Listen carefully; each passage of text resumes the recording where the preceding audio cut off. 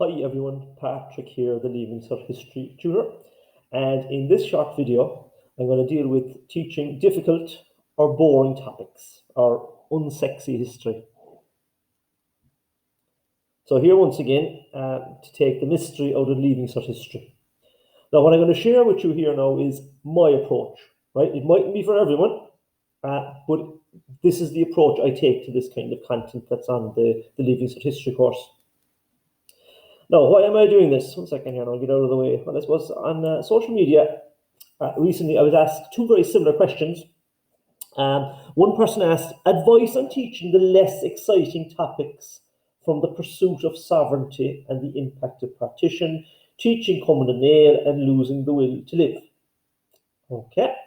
The other question, how do you promote enthusiasm while teaching this topic? My kids hate it. I actually really like it, and I'm with you. I actually love this topic as well. But it's not for everyone, or not for everyone yet. All right. So yeah, there are some subjects, topics that just make you want to go like this. All right, can't be avoided. They just seem to suck the life out of you.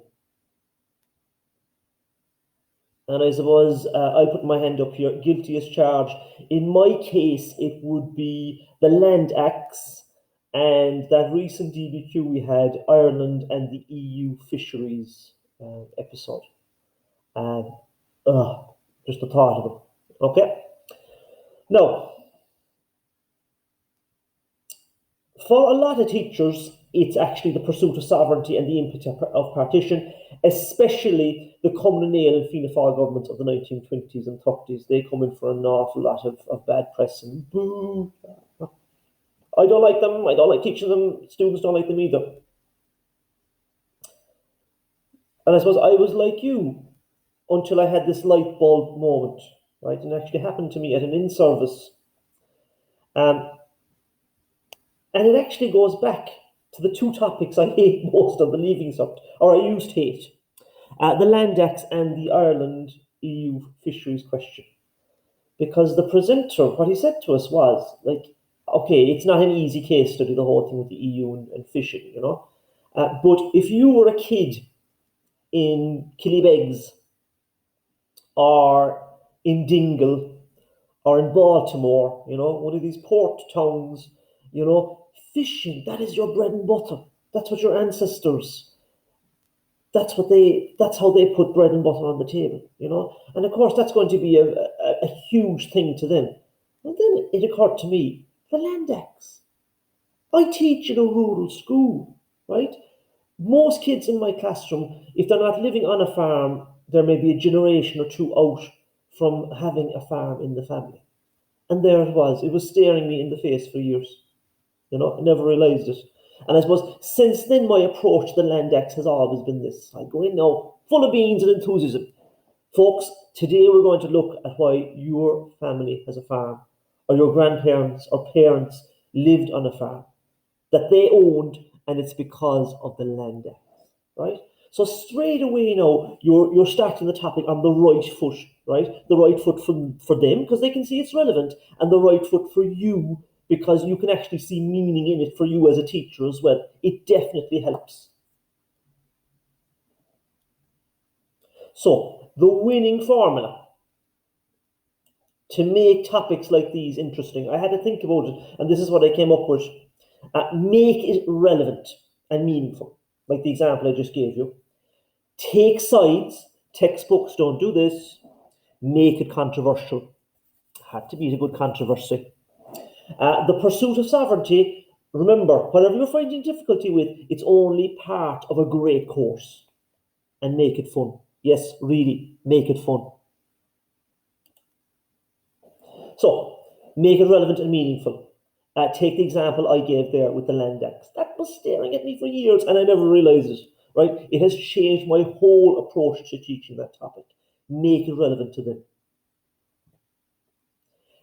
Take sides. Okay?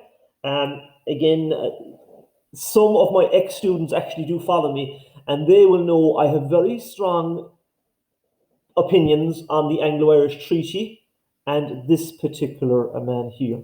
Okay. Now I won't share those views here. I might get into trouble. All right, but take sides. All right. Make it controversial. Okay. Again, I won't share my full views on the 1916 Rising. Again, anyone that has sat in my classroom will know exactly what I'm talking about. I wouldn't have a mainstream opinion on it. Let's put it this way. But what does that do? It generates interest. This is not just another account of the 1916 Rising and we'll go through the different days of the week. No, there's controversy here. Not everyone holds the accepted view or the common view on the Rising. And of course, it creates, I think anyway, incredible classes, because students, they tune into that kind of thing. They love controversy, right? And they love a good argument. The pursuit of sovereignty, right? Whatever's dragging you down, right? Like that teacher there that said they were losing the will to live. Remember, it's only a small storm, right? In what is a great course, okay? Don't let it color your view of the entire course, all right? And yes, try make it fun. Yes, really, right? For example, let's take this topic here. Whoa, heavy stuff here. Anglo-Irish relations from 1922 to 32, all right? Now, before I start a topic like this, I'm going to make it relevant to them, right? Why is this relevant to us? Okay. Well, I suppose the main relevance is it's on the exam. It's a question that comes up a lot, all right? But look what I do here, again, using memes and GIFs, which you'll know from previous videos I'm a fan of. We've a very dry kind of question here. Describe Anglo-Irish relations from 1922 to 39, 100 marks, right? Now, I'd be saying to them, with the power of a meme here, that's a very nice question, right? Now, we have to do a bit of a slog here now to get through this material, but at the end of it, you'll have a very nice question to do. I love questions like this that are, that have a set chronology and you're moving from one episode, one chapter to the next, all right? I'll give you another example here. Get it out of the way. Yeah. So I'd be saying to them, yeah, I'd be very happy with a question like this. Still happy?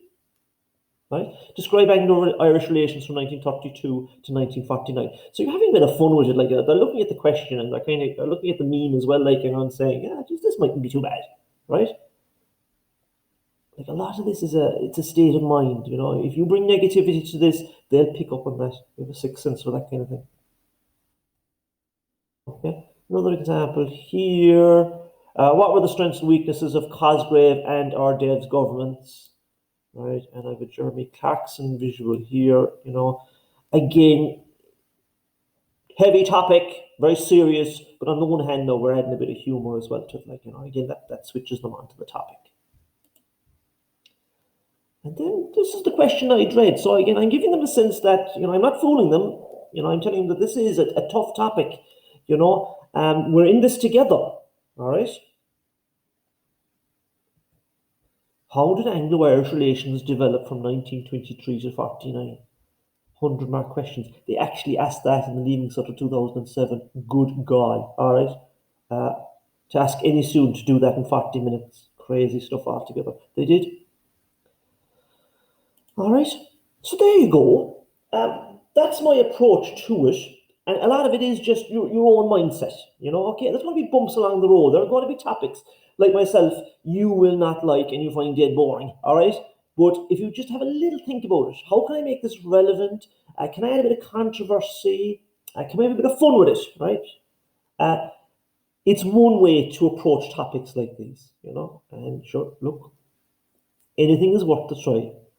And I suppose like that light bulb moment I mentioned, that I did an in-service on the EU and fisheries question, and there it was, right? This was relevant to someone, right? And whatever you're covering now can be very relevant to the people sitting in front of you as well, just to have a think about it. All right? So that's me done. All right, again, I suppose this video now is more for teachers, all right? NQTs or PMEs, you know, just my approach to teaching topics like this, because you will come across them. You know, again, if you like what you're seeing here, you can find me across all social media. Just look for LC History Tutor. And I'm on LinkedIn, Instagram, Facebook. I'm not on Snapchat, I don't think. Am I? Okay. No, not yet. But definitely Twitter as well, you know. And if you like this video and you found it helpful, like, share, and subscribe. It all helps. All right, folks, till next time, we'll talk again, and keep asking those questions. All right, here to help. Okay, bye-bye.